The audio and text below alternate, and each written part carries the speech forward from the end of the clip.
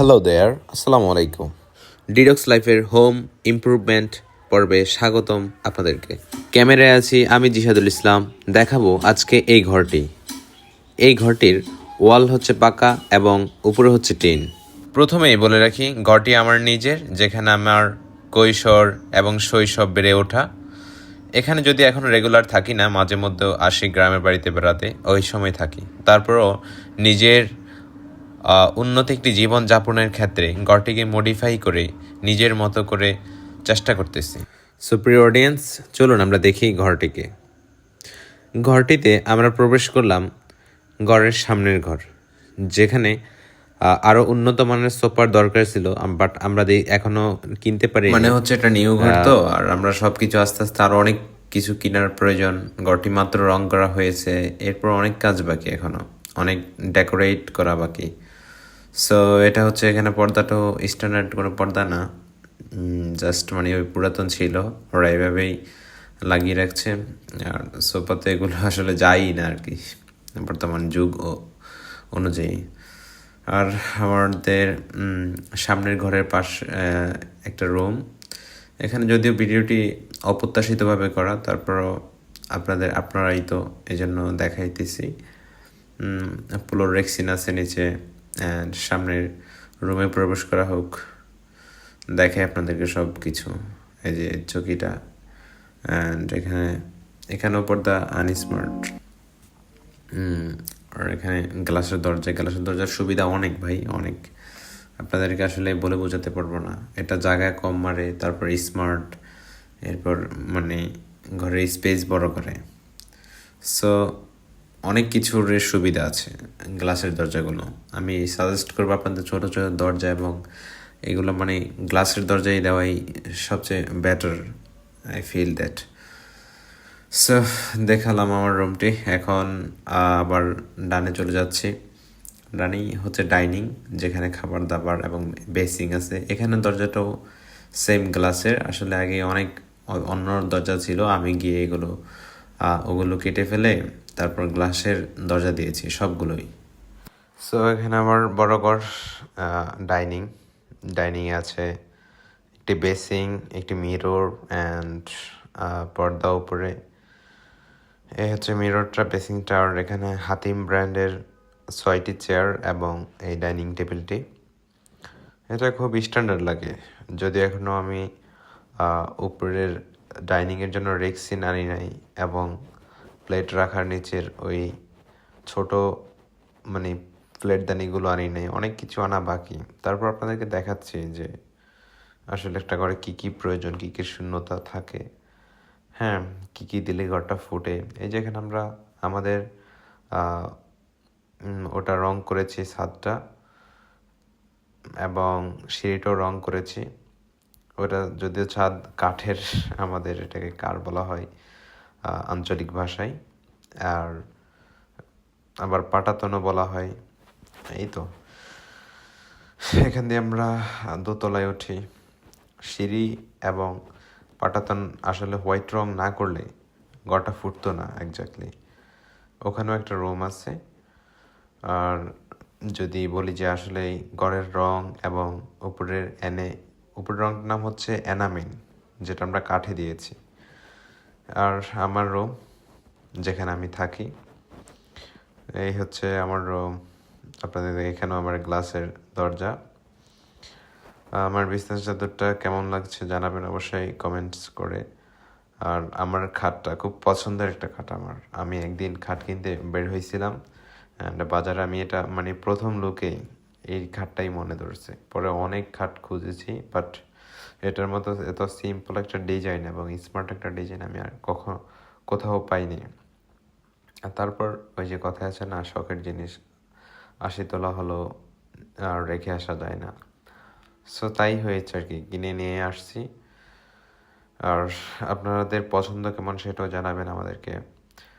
এখানেও floor rexine, আর আসলে পর্দাগুলো এখনও ঠিক হয় নাই। এগুলো আমি আগেই বলেছি, ঘর নতুন, আরও অনেক কিছু লাগবে, অনেক স্ট্যান্ডার্ড জিনিস লাগবে। তারপর আপনাদেরকে দেখাচ্ছি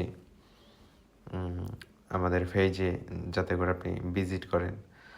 এখানে আমার টেবিল, স্টাডি টেবিল, যদি আমি এখানে থাকি না, অনেক অগোছালো। এবং এই হচ্ছে আমার স্প্রে লোশন এবং চুলের জেলও আছে একটা।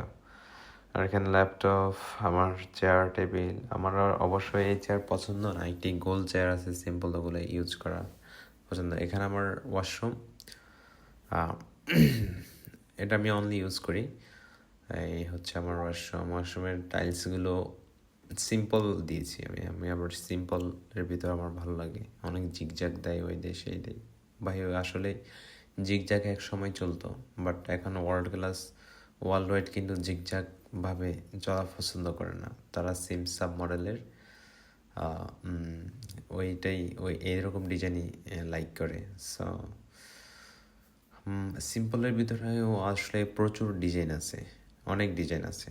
তাহলে আমরা বের হয়ে গেলাম, আবার ডাইনিংয়ে প্রবেশ করছি। ডাইনিংয়ে প্রবেশ করার পর দেখেন আমার ডাইনিং। আর এখানে আমার আইফোন 15 প্রো ম্যাক্স দিয়ে আপনাদেরকে দেখাইতেছি। ভিডিওটা খুবই ন্যাচারাল হচ্ছে, হ্যাঁ, আমার ফোন দিয়ে। এখানে আরেকটি রুম যেখানে আমার মা থাকেন। এখানে পাপোশ রুম, খাটটি ওল্ড ডিজাইনের স্টিলের খাট একটি। ওখানে মশার অগোছালো তেমন করতে পারি নাই, যতটা আসলে আপনাদেরকে দেখাইতে চাই, যতটা স্মার্ট আপনাদেরকে করতে চাই।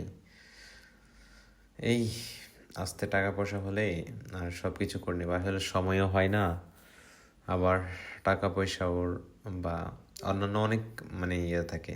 মাত্র তো এগুলো করলাম, আস্তে আস্তে তো চেঞ্জ করতে হবে নাকি। এখানে টিভির ওয়ার্ড্রোব। এখানে আমার একটি টিভির পাশে একটি ছোট ইয়ে দেখতে পাবেন, সেটি হচ্ছে আমার কৈশোর কর্মসূচিতে আমি কাজ করেছি, ওখান থেকে একটা ইয়ে দিয়েছে। এখান থেকে অনেক বই আছে এটার ভিতর, যেগুলো আমার গ্রামের কিশোররা নিয়ে পড়াশোনা করে। এই হচ্ছে আমার এই মায়ের রুমটা। আমরা বের হয়ে গেলাম রুম থেকে। এখন আমরা যাব ডাইনে হচ্ছে আমাদের আরও একটি ওয়াশরুম, সেটা হচ্ছে কমন ওয়াশরুম, যেটা আমার প্যারেন্টস ইউজ করেন। সেখানে একটি চিকন গলির মতো হয়েছে। আর এখানে আমরা লাল একটা বড় প্লাস্টিকের পাপড় দিয়েছি, যেগুলো ফুড হিসাবে কিনতে হয়। এই হচ্ছে গলিটা। এখানে ডানে হচ্ছে এটা গোসলখানা, আর ওই পাশে হচ্ছে টয়লেট। দুইটা আলাদা করেছি যা সো দ্যাট অজু করতে পারে এখানে, আর ওখানে বাথরুম করতে পারে। বাথরুমের দরজাটা অবশ্যই নিউ না, আগের ছিল। এখানে বাতি দিলে আমাদের ডাইনিং রাতে একটা বাতিই যথেষ্ট এটা। সো এই হচ্ছে সব কিছু দেখেন। আবারও দেখে আপনাদেরকে।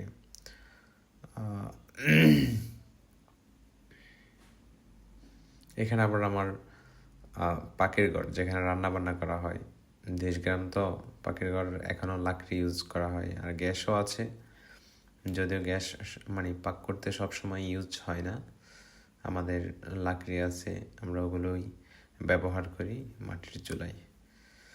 এই তো ডাইনিং, আমার রুম, মায়ের রুম, অ্যান্ড আমাদের সামনের ঘর সবই দেখালাম, সবই জানালাম, এবং আরও উন্নত দেখবেন ইন ফিউচারে ইনশাল্লাহ।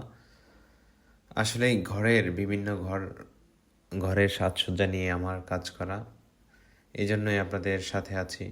আপনাদের এসব ব্যাপারগুলোতে হেল্প করব, আপনাদেরকে বিভিন্ন ব্লগ দেব, হ্যাঁ, সো দ্যাট আপনি দেখেন বা আপনার প্রতিবেশী দেখে, আমাদের সমাজের সকলে আমাদের এই বিভিন্ন ঘরের বিভিন্ন আসবাবপত্র দেখে তারাও কিনতে পারে, এবং তাদের নিজের ঘরকে সাজসজ্জা করার মতো মন মানসিকতা তৈরি হয়। আর আপনাদের যদি থাকে মন মানসিকতা, তাহলে তার আপনাদেরকে সাধুবাদ জানাই, কারণ দিন শেষে আপনি ঘরেই থাকেন, ঘরেই অনেক টাইম ব্যয় করেন, ঘরেই রিল্যাক্সের জায়গা। এই ঘরটাকে সুন্দর করুন। ধন্যবাদ। ডিডক্স লাইফের সাথে থাকুন।